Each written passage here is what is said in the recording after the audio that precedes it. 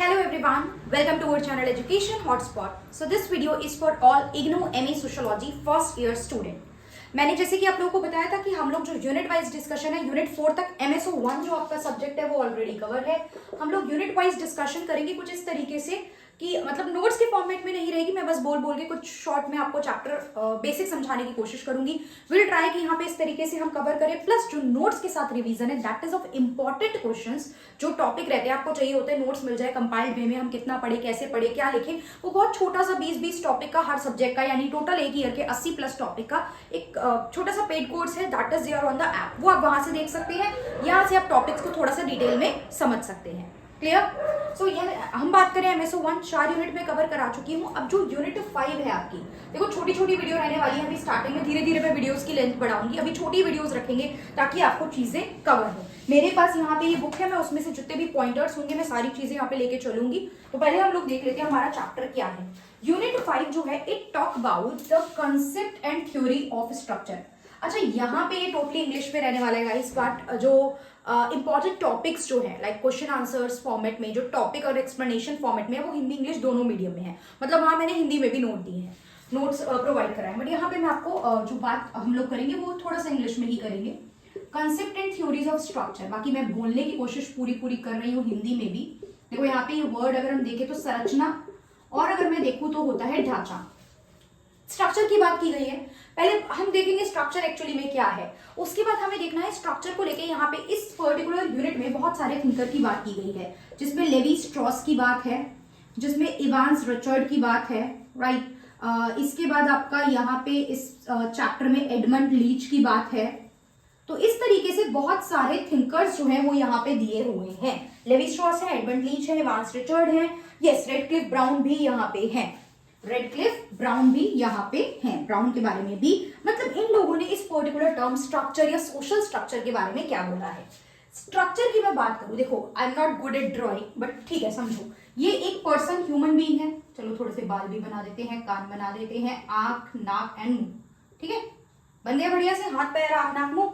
अब ये human being एक बॉडी का स्ट्रक्चर, ऐसा तो नहीं आंखें नीचे है पैर किसी के ऊपर है, एक स्ट्रक्चर में बॉडी है ना। अब आपका वो किसी के कोई पार्ट नहीं है, that is different thing, but there is a proper structure कि कोई जो चीज है वो कहाँ पे होगी। इसी तरीके से आप देखो, मुझे इससे ज्यादा ड्राइंग तो आती नहीं है, लेकिन ये एक मान लो घर का स्ट्रक्चर है, राइट।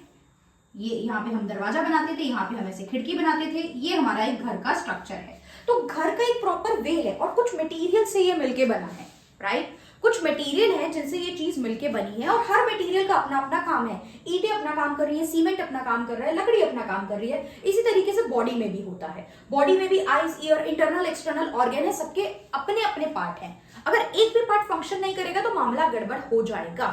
अब पर्सपेक्टिव ऑफ सोशियोलॉजी जो होते हैं, जो बिल्कुल बेसिक सोशियोलॉजी में पढ़ाए जाते हैं, जिसमें फंक्शनलिस्ट होता है, जिसमें कॉन्फ्लिक्ट होता है, इवोल्यूशनरी एक पार्ट होता है, उसमें स्ट्रक्चरल फंक्शनलिस्ट भी एक चीज जाती है। स्ट्रक्चरल फंक्शनलिस्ट जो अप्रोच होती है वो इसी बात पे फोकस करती है कि हर चीज का अपना एक स्ट्रक्चर होता है, एक प्रॉपर अरेंजमेंट होता है, एक सीक्वेंस होता है, और उसमें जो भी आइटम्स होती है उन सबके अपने अपने फंक्शंस होते हैं जो वो परफॉर्म करती हैं।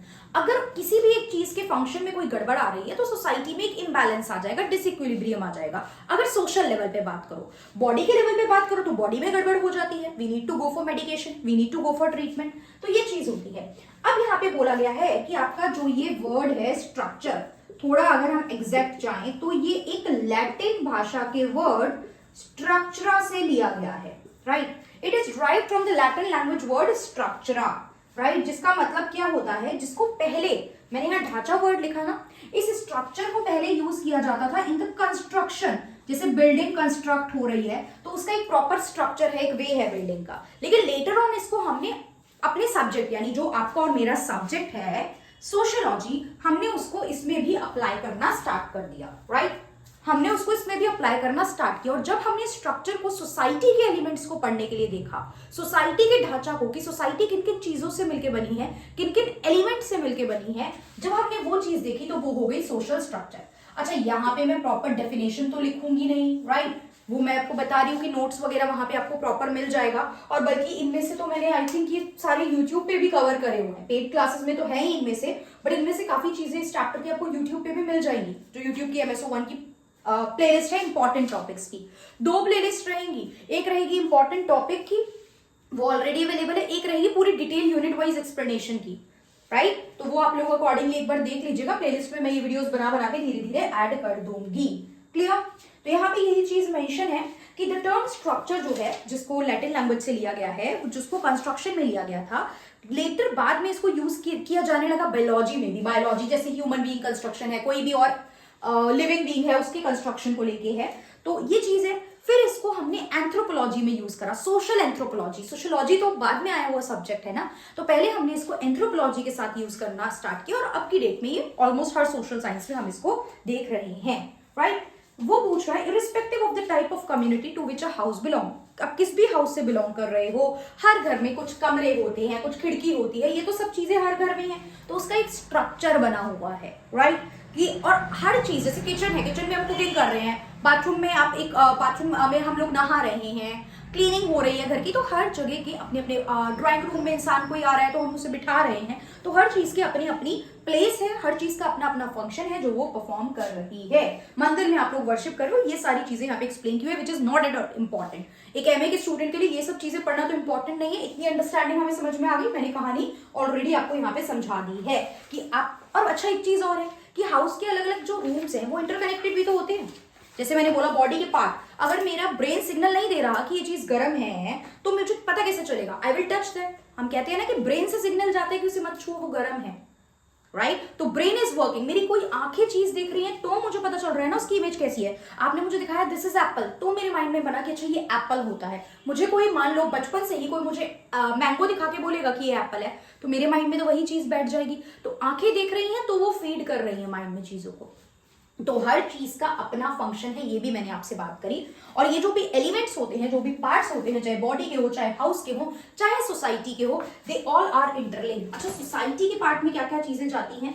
सोसाइटी के पार्ट में चला जाता है जैसे कि सोसाइटी में फैमिली भी है, एक मैरिज का कंसेप्ट भी है, मैरिज की वजह से फैमिली जो है वो क्रिएट हो रही है, फैमिली है, मैरिज है, किनशिप होती है। किनशिप मतलब मानो बहुत बड़ा कुनबा खानदान, दादा दादा के भाई, उनके वो ताऊ चाचा बुआ जो वहां से लग रहा है, वो सब लोग आपकी किनशिप में आते हैं, राइट। तो फैमिली मैरिज किनशिप का कंसेप्ट भी होता है।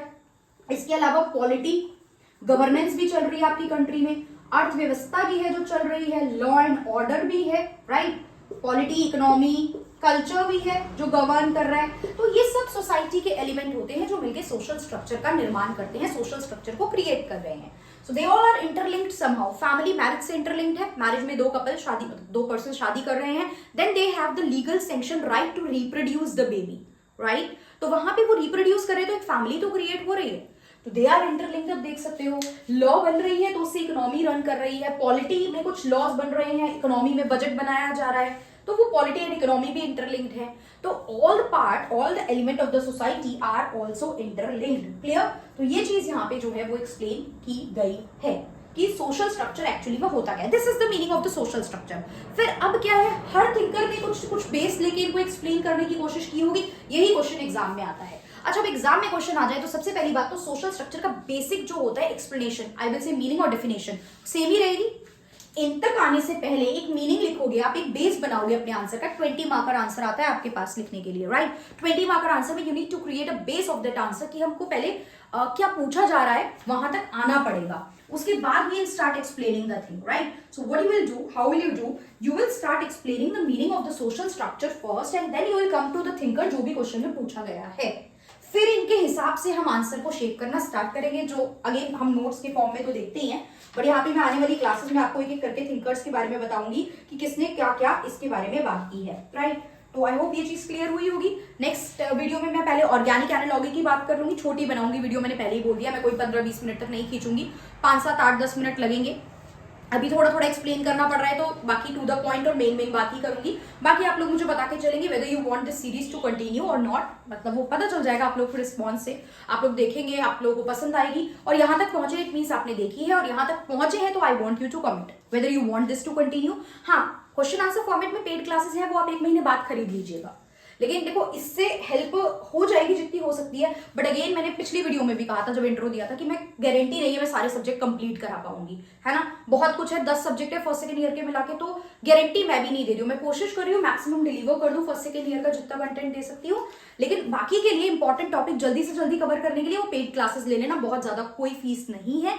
बहुत ज्यादा किसी को इशू है, देखो जेन्युइन इशू है, तो बाकी मुझे फीस के लिए, इग्नू वाली फीस के लिए किसी बच्चे ने आज तक बोला नहीं है कि मैम बहुत ज्यादा फीस है या समथिंग। आपको भी पता है 800 रुपीज फीस है, 80 प्लस टॉपिक है। 800 को 80 से अगर आप डिवाइड करोगे तो एक क्वेश्चन समझाने की और उसके नोट्स की, मतलब वो वीडियो की और रिटर्न नोट्स की कॉस्ट 10 रुपए भी नहीं निकल रही है ना। तो according to me that amount is not very much. आप डिवाइड करके भी देखो, 10 रुपए में वीडियो भी मिल रही है आपको उस टॉपिक की और एक तरीके से नोट्स भी मिल रहे हैं। सो दिस इज फॉर दोस्त जिनको लग रहा है कि कुछ ज्यादा चीजें हैं, I am asking for too much, तो दैट इज नॉट। बट फिर भी किसी को बहुत सीरियस इशू है then you can contact to me, आप मुझसे कॉन्टैक्ट कर सकते हैं, but that is the thing that will be covered there. And यहाँ पे मैं इस तरीके से कवर करवाऊंगी। इफ इट इज ओके तो प्लीज मुझे कमेंट करके बताइए yes it is okay, you want more videos, you want more explanation and you want more subject to be covered like this. Okay, so yeah, that's all for this. Thank you everyone, see you in the next class, next video with the further topic of this unit. Thank you everyone.